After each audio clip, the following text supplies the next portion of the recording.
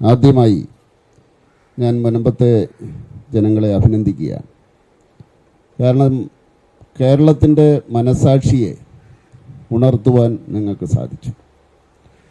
വ്യത്യസ്തമായിട്ടുള്ള അഭിപ്രായങ്ങൾ പറഞ്ഞുകൊണ്ടിരുന്നവർ ഏതാണ്ട് ഒരേ അഭിപ്രായത്തിലേക്ക് എത്തുന്ന ഒരു സാഹചര്യമാണ് ഇന്നുള്ളത്.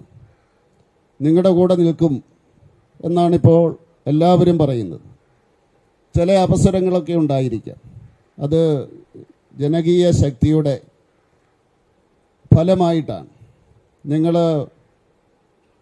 കേരളത്തിൻ്റെ മനസാക്ഷിയെ ഉണർത്തിയെന്ന് ഞാൻ പറഞ്ഞല്ലോ. അതിൻ്റെ കാരണം നമ്മുടെ ഭരണഘടനയാണ്. ഭരണഘടനാ അവകാശങ്ങളെ പറ്റി പറയുന്ന അവസരത്തിൽ കേരളത്തെ സംബന്ധിച്ചിടത്തോളം ഭരണഘടനാ അവകാശങ്ങളുടെ ഒരു ഉരകല്ലാണ് മുനമ്പം എന്ന് പറയുന്നത്. ഈ മുനമ്പത്ത് നിന്ന് കേരളത്തിൻ്റെ ഭരണഘടനാ അവകാശങ്ങളെ പറ്റിയുള്ള ചർച്ചകൾക്ക് വിരാമമാകും എന്ന് ഞാൻ പ്രതീക്ഷിക്കുകയാണ്. ജനകീയ ശക്തിയുടെ മുമ്പിൽ എല്ലാവരും മുട്ടുമടക്കും. വ്യത്യസ്തമായിട്ട് സംസാരിച്ചാലും മുട്ടുമടക്കുക തന്നെ ചെയ്യും. ഇവിടെ ഇപ്പോൾ പറയുന്നത്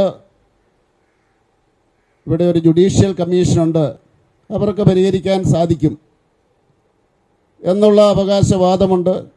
തീർച്ചയായിട്ടും അത് നമുക്ക് പരിശോധിക്കാവുന്നതാണ്. അതങ്ങനെ നടക്കട്ടെ. ശാശ്വതമായിട്ടുള്ള പരിഹാരം എന്താണ് എന്നുള്ള കാര്യം അത് കേരളത്തിലെ ജനങ്ങൾ തീരുമാനിക്കട്ടെ. 2 ഓപ്ഷനാണുള്ളത്.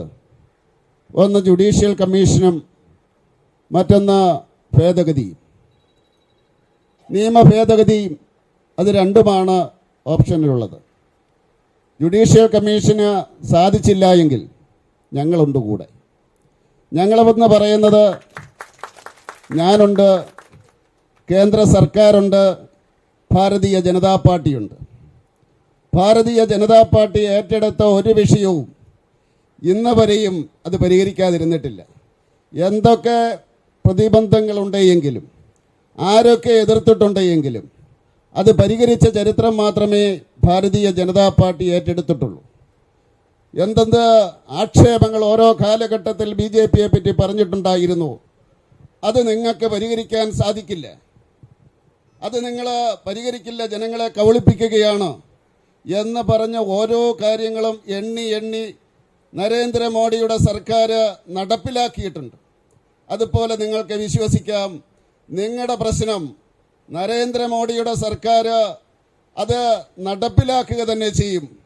അതുപോലെ പാർലമെന്ററി ഉപസമിതി വന്ന അവസരത്തിൽ പാർലമെന്റ് കൂടിയപ്പോൾ ജഗദംബിക പാൽ അദ്ദേഹം പറഞ്ഞു നവംബർ മാസം 29-ാം തീയതി റിപ്പോർട്ട് സമർപ്പിക്കാം. അപ്പോൾ പ്രതിപക്ഷം പറഞ്ഞു ഞങ്ങൾക്ക് സമയം വേണം. എത്ര സമയം വേണമെന്ന് ചോദിച്ചു. ഏപ്രിൽ മാസം വരെയും വേണമെന്ന് പറഞ്ഞു. അവർക്ക് എന്തിനാണ് സമയം?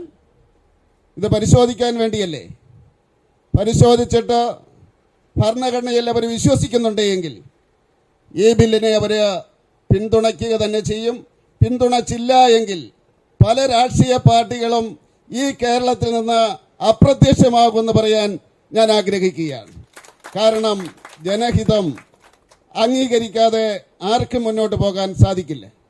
അതുകൊണ്ട് അവരംഗീകരിച്ചാലും അവരംഗീകരിച്ചില്ല എങ്കിലും ഈ പ്രശ്നം പരിഹരിക്കുക തന്നെ ചെയ്യുമെന്ന് നിങ്ങൾക്ക് വാഗ്ദാനം നൽകാൻ ഞാൻ ആഗ്രഹിക്കുകയാണ്.